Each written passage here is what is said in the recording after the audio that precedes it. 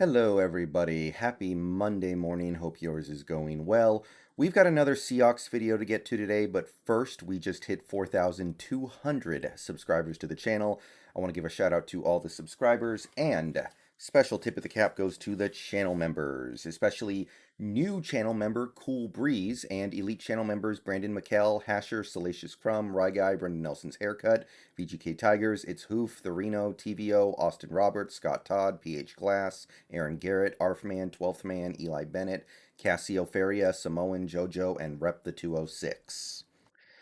So, let's turn our focus to our rivals for a second here. So, this video is going to be more rival discussion in a manner of speaking. More than anything, I want to emphasize the need for this team to go for the gold at all times. So, you guys might remember a few weeks ago, I discussed the possibility of the Seahawks trading for Julio Jones because the Falcons had recently admitted that they were trying to move him because they didn't see a future with him in Atlanta and they didn't want to pay him.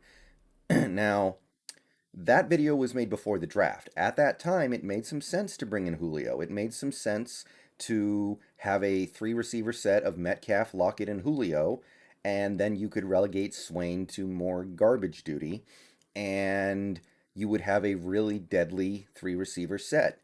Now, that was before the draft. We picked up 3 viable receiver prospects since the Julio Jones thing came out. Dwayne Eskridge, K. Johnson, Tamorian Terry. So trading for Julio as a Seahawks fan is now like, no, you don't need to do that. You're not going to do that. Maybe if he got released, you could at least consider it, but even then, you're probably not going to outbid anybody, right? Teams need him more than you need him. So, yeah, the Julio thing, that kind of went away after the draft. But one thing I said in that video was one of the reasons why you might want to go get Julio Jones from Atlanta is to keep him out of the division on another NFC West team, because that's not fun. Well, in recent days, it's become more and more of a lurking possibility that that ends up happening. Um, as of right now, Julio Jones's next destination, according to the betting markets, is probably going to be the San Francisco 49ers. Points Bets, which is a online gambling website, has the odds of the 49ers acquiring Julio at plus 450.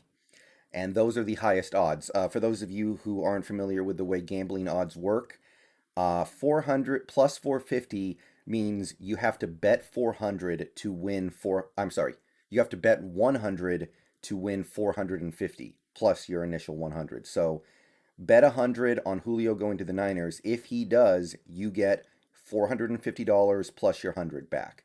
So not overly likely, but more likely than any other team. The Colts and Chargers are both plus 475, so they're right there. So it's not like there's a huge difference between the Niners, Colts, and Chargers odds, but these are the teams that you would probably want to bet on. These are the teams you could best expect to acquire Julio Jones because the Falcons clearly want to trade him, and somebody's going to have to play ball eventually, right? And there are a lot of teams that could use a Julio Jones. So as of right now, the 49ers are the slight favorite. Colts and Chargers are not far behind. The Ravens are a little behind them. Then you have the Patriots. Their odds may be moving up in recent times because of some of the stuff that Julio has said.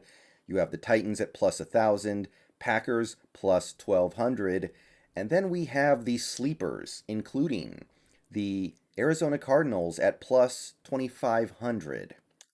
Yeah, the Arizona Cardinals.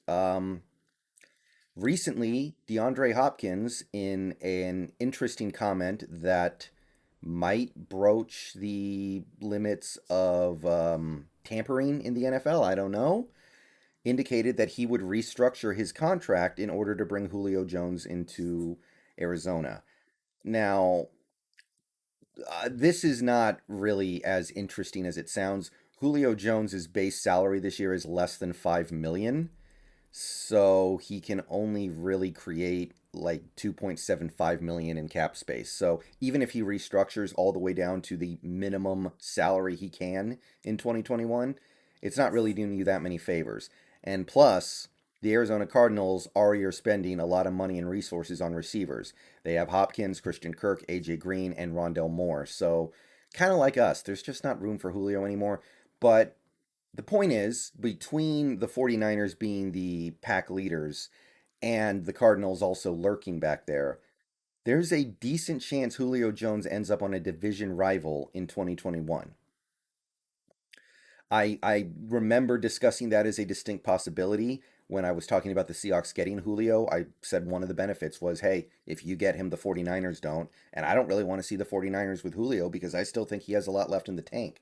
I know people are getting on him for, oh, he's injured, he's old, his production is not what it used to be, but to me, he's still one of the best receivers in the game. So I don't know about that. But this video is not me saying that, oh, the Seahawks need to go sign or trade for Julio Jones to prevent the Niners from getting him because that's silly. Like, at this point, it's too late. We already invested resources into receiver. We already invested into Dwayne Eskridge. Can't really.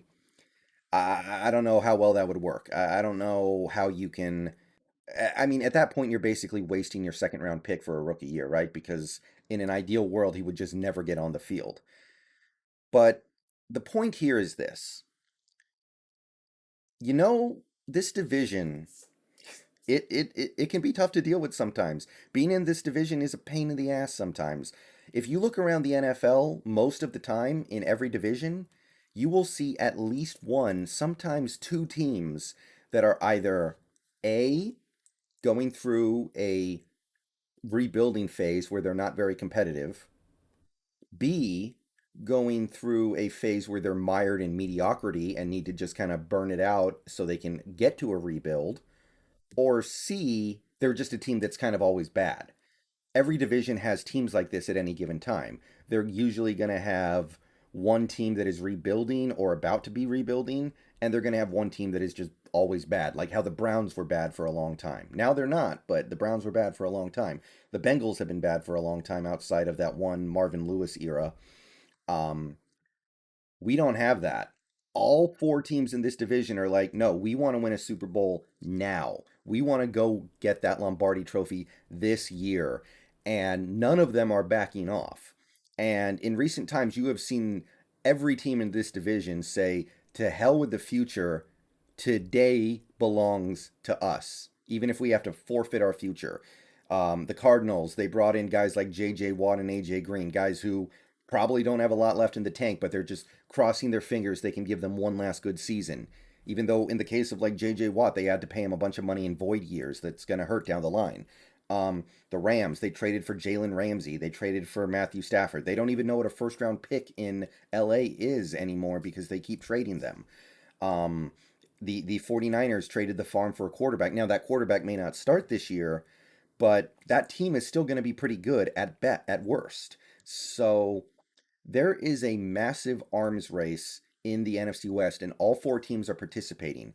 We don't have a team that is just kind of going through the motions. Like, the AFC North is a great division, right? But they still have the Bengals. They're not good yet. They're not there yet.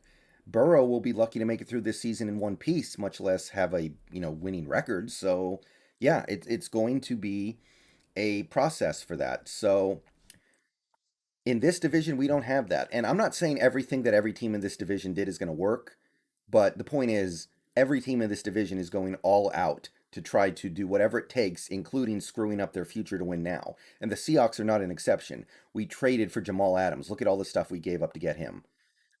You don't do that unless you're trying to win a Super Bowl right now. So every team in this division is all in. So if you're going to go all in, go all the way in. So take a look at the list of remaining free agents in the NFL, and if you see an opportunity to make your team better, just do it. Um, I do think this team is in a good position right now. Don't get me wrong. I like our roster. I like our players. I like our chances this year. But if there's a chance to get better, you should take that chance now, or else you might be sitting around in November and December thinking, "Gee, I wish we had taken that chance when it was presented to us." But now it's too late. If you can get a Geno Atkins and you think he can help your defensive line, do it. Kawan Short. Look at all these names here that you could go after. Some of these guys are here by error. Shaquille Barrett is not available, and I don't believe Justin Simmons is either. But look at the names on this list who are available: Melvin Ingram, Jarrell Casey, Sheldon Richardson, Justin Houston, Trey Turner, Olivier Vernon, Golden Tate, Richard Sherman. I'm not going to read off all the names. Morgan Moses, obviously. Just go through this list. Everson Griffin. There are guys who could help this team win. And if you don't take the opportunities to get a little better right now, you're going to fall behind because none of the other teams in this division are going to give you a break. None of them are going to roll over and just be like, okay, you got your 2 free wins against us this year. Maybe we'll catch you next year, but this year we're rolling over. We're not going to be good this year. No, none of the teams in this division are doing that. So, in order to stay competitive in the arms race, you can't just go, all right, we're good enough.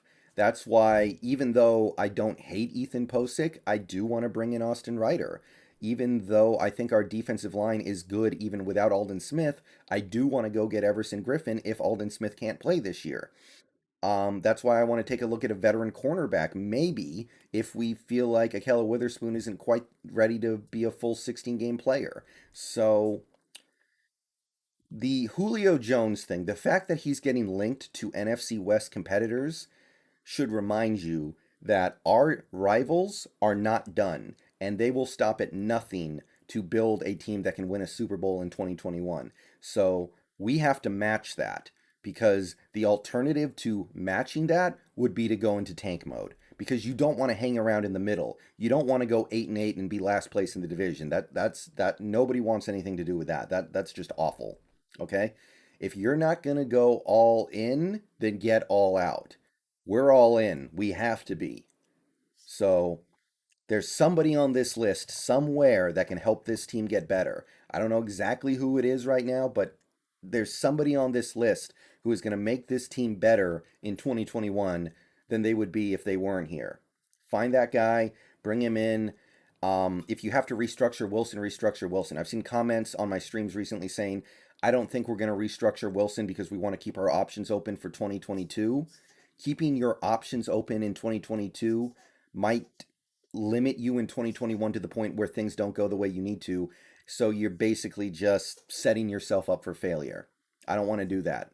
So don't be afraid to make that move that you think makes you just a tiny bit better. Sorry about my kids back there. They are making a whole bunch of noise. I'm going to go tell them to chill out. See you guys later today. Peace out. Go Hawks. We're going to learn some stuff from OTAs today, but seriously, guys, if there's a player you can get to get you even a little bit better, it's probably worth doing right now for this team in this situation. No free wins in this division this year. See you guys later.